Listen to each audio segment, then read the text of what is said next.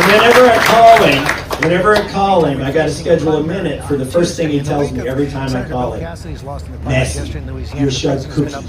You went to MIT.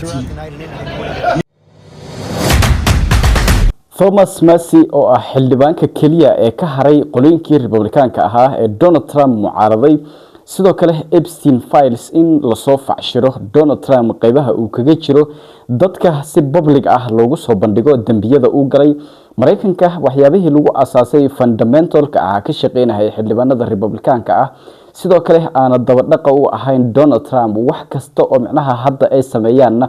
inay ka daba imaan doonaan oo sidoo kale xilal kale ay raadsan doonaan mustaqbalkooda siyaasadeed ay ka fikireen mustaqbalka xisbiga Republicaanka in Donald Trump kaliya uusan ku xirneen ninkan uu yahay oday duqoobay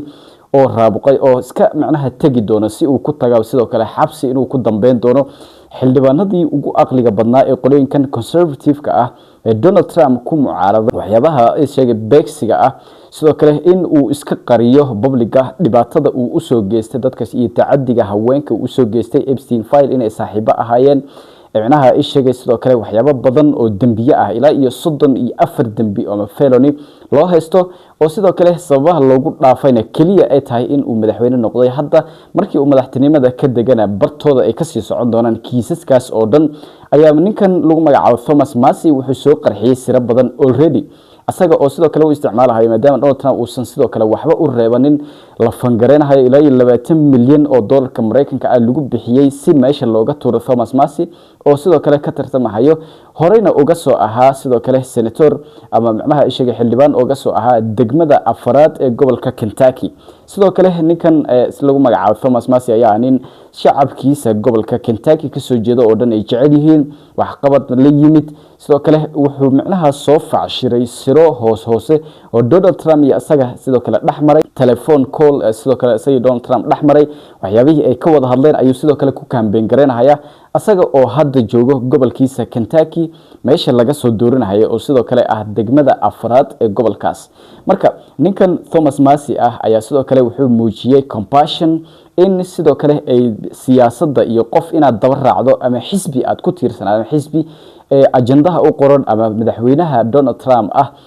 waxyaabaha sidoo kale illegalka ah ee uu sameeynayo inuu ku raaco wuxuu ka doorbiday in uu raaco dadkiisa shacabka waxa ay jecel yihiin dabcan inuu 100% sidoo kale ku guuleysan doono ayaan la saadaalinayaa inkastoo aysan aaminsaneen qolooyin badan oo sidoo kale isla xisbiga kala tirsan Republicaanka Donald Trump qolooyinkan kala tirsan aysan aaminsaneen sidoo kale ay ku kicinayaan inay yihiin dadka ugu horeeyo ee fangareynayo in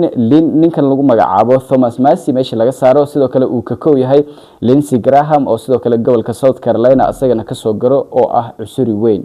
bal waxay aan idin fasaxo ololaha sida uu u bilaabay Thomas Messi iyo in uu ku ololeynayo waxyaabo secret ah asaga iyo Donald Trump dhaxmaray ayna tahay isla talaabadii ay qaaday Marjorie Taylor Greene markii ay wadanka ka tagtay sidoo kale sheegtay in Donald Trump waxyaabahan ka wada hadli jireen inta aysan wadanka ka tagin ama aysan ka guurin ee Costa Rica degin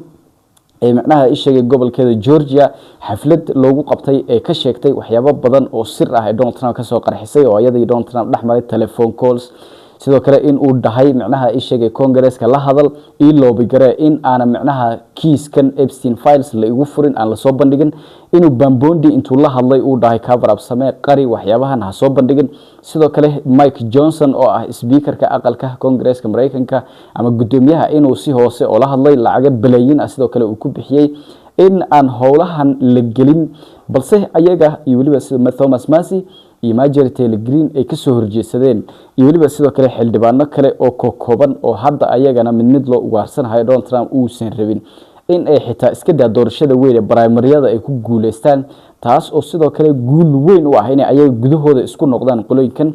guul weyn ay u tahay dimuqraadiyiinta Soomaalida maadaama Soomaalida ay dimuqraadiyiin tahay guul weyn ay sidoo kale u tahay maadaama sidoo kale dadkii ugu foolaadsanaa ee Donald Trump sidoo kale ku difaaci jiray wax kasta oo cusurnimo ah inay ICE ku soo duulaan gobolkan Minnesota Soomaalida weerar lagu qaado waxyaabahaas oo dhan dadkii iskala shaqeyn jiray inay hadda ayaga is cunahayaan oo ayaga hadda macnaha kuraasta ay isku diidan yihiin isku quuri laayihiin ay isku kaceen Donald Trump macnaha ii sheegay sidoo kale intii ugu badnayd ee macnaha ka soo horjeedsadeen hadda inta u hartayna kaliya ay yihiin dad waxyaabo lacaga ah sidoo kale si tabcanayo rabo in businessyo kale ay ku tiirsan yihiin sidoo kale ay kaga faa'iideystaan isla haddana inta uu sanadkan xilka ka degin kontraktiyo iyo lacago fara badan oo balaayiin ah sidoo kale uu Donald Trump uu siiyo oo ka baxsan systemka dawladda balaa idin la wadaago qaabka Thomas Massey uu ololeynayo ee sidoo kale aad ka macnaha ishaga Donald Trump uga careysiyay. And whenever I call him, I got to schedule a minute for the first thing he tells me every time I call him. Massey, you're a sharp cookie. You went to MIT. You know, my uncle was Professor John G. Trump. He was at MIT 41 years. It's a record. And, you know, I went to Wharton, which is basically the hardest school in the world to get into. So, I've got even better genetics than you. He's literally told me this 3 times. I don't know if it's a script on his phone he reads. But here's the thing. Just like, you know, I asked, do any of you agree with your spouse more than 90% of the time? If you've been married any period of time, you know if you... waa fadeexadii ugu weyneed oo Donald Trump laga soo qarxiyay macnaha waxyaabihii caruurnimada ahaa ee uu kala hadli jiray intuu iska soo keewaco anoo guriga iska joogo wuxuu dhihi jiray gurigiisa iyo waliba businesskiisa iyo sidoo kale waxyaabaha asaga khuseeya ayuu iiga sheekay jiray hadallada kulay wadabcan waa fahmaysaan sidaas ayuu leeyahay ninkan lagu magacaabo Thomas Massey waxyaabaha sidoo kale ugu macnaha ishagay labalabada ama macnaha qof madaxweyne ah uu ku hadlo aysan ahayn sidoo kale Chinese-ka ee ka soo calaacaleen Donald Trump qaabka uu la communicate gareeyay asaga oo ku mashquulay caruurihii soo dhaweynahay I love the children I love wax noocaas ah Donald Trump in uu iska caqli caruureed uu yahay macnaha capacity-giisa xitaa xilkan madax laga saaray uusan gaarsiisneen uusan u qalmin lagu qasbahay inuu madaxweyne ahaado si dana uu ugu fuliyo dana shisheeye iyo waliba dano bilyaneerada uu ugu fuliyo sidoo kale lacagaha canshuuraha aysan u bixin ama looga cafiyo balse arimahaasi oo dhan ayuu sheegay in ay ka dab imaan doonaan Donald Trump markii Congress-ka sidoo kale qolooyinkan dimuqraadiyiinta ah macnaha ay sheegay aqlabiyadda ay ku guuleystaan oo Congress-ka ay faarujiyaan Donald Trump iyo cid kasta oo sidoo kale u daba dhaqayso sidoo kale wuxuu ka hadlay in balaayiin dollar lagu bixinayo si meesha loo dhaafiyo hadalkiisana waa kan.